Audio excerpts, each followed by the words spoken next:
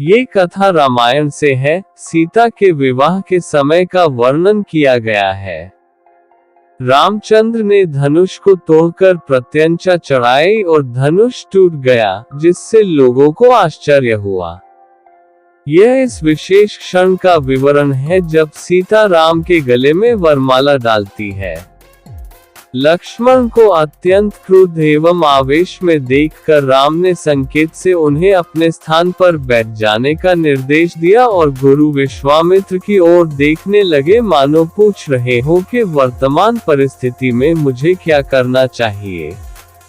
विश्वामित्र ने कहा, वत्स, लक्ष्मण ने सूर्यकुल की जिस मर्यादा एवं गौरव वर्णन किया है वह सत्य है।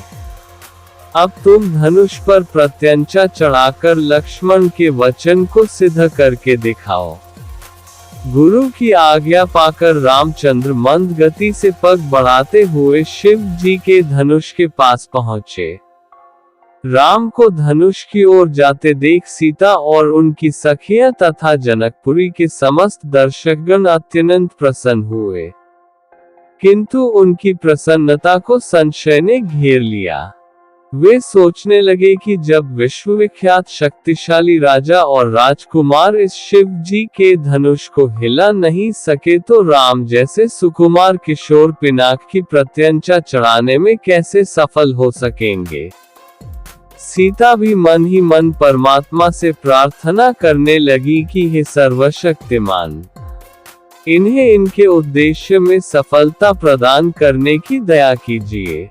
मेरा हृदय भी इनकी ओर आकर्षित हो गया है, अतः इसकी लाज भी आपको ही रखनी है।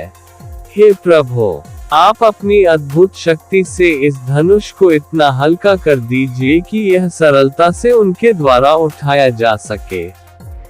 धनुष के पास पहुंचकर राम ने धनुष को बीच से पकड़कर सरलता के साथ उठा लिया और खेल ही खेल में उस पर प्रत्यंचा चढ़ा दी।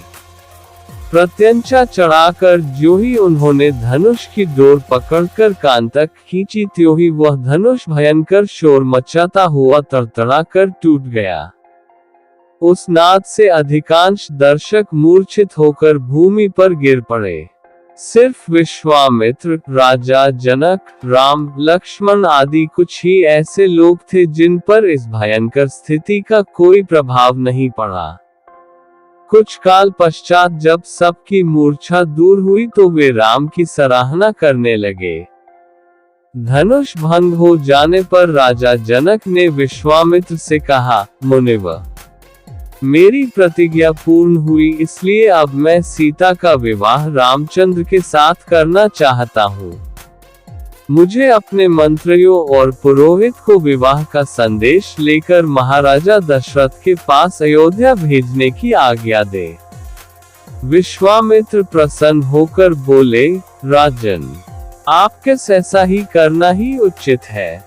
अपने मंत्रियों को ये भी आदेश दे दे कि वे राजा दशरथ को संदेश दे दे कि दोनों राजकुमार कुशल पूर्वक यहाँ पहुँच गए हैं।